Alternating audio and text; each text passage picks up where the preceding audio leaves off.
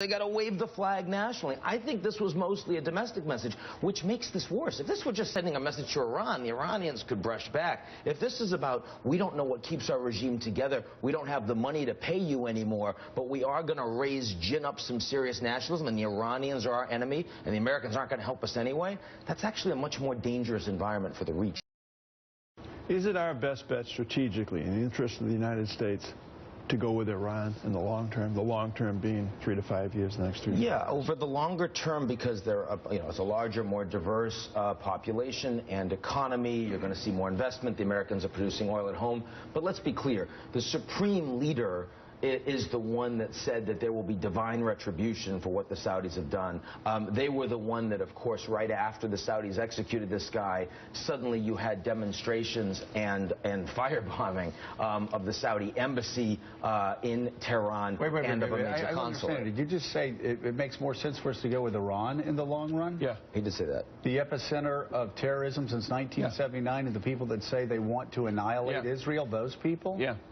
That regime, the question is, by doing the Iranian nuclear deal, I believe the likelihood that the regime actually moves over time, because they can't, it's like Cuba. Cuba could stand up to sanctions for 50 years. They can't stand up to 5 years of Starbucks, right? I mean, so the Iranians, they start opening, and all these Iranian expats come back in, Western educated, investment comes in. You think those theocrats are going to be able to stand up to that? And Supreme Leader Khamenei knows that. That's one of the reasons why he's prepared to be harder line, even after this deal has been put together. The Iranians on the hard line and the Saudis both have reasons for this conflict to be useful for them. Never a good environment when you're trying to see no escalation. And unfortunately, in the United States, our response has been, we're very concerned about this. It's the Ban Ki-moonization of U.S. foreign policy. We're deeply concerned. We're very seriously actually concerned. What Willie and I were just saying.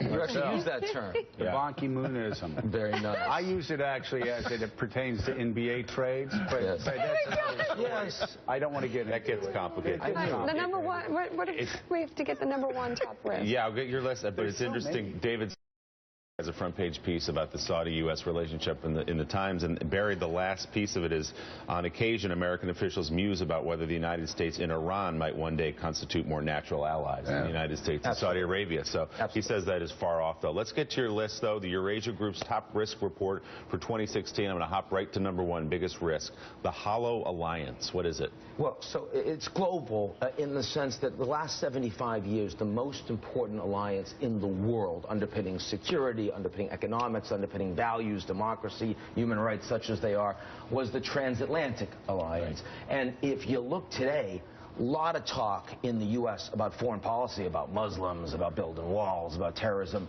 not about the importance of this relationship. And if you look in Europe, our most important allies, the Brits are saying we need money, the Americans are not going to invest a lot in here, but the Chinese, well, we should hedge. The French are saying we need to deal with our own internal 9/11, we got to do more in the Middle East. The Americans aren't going to do much.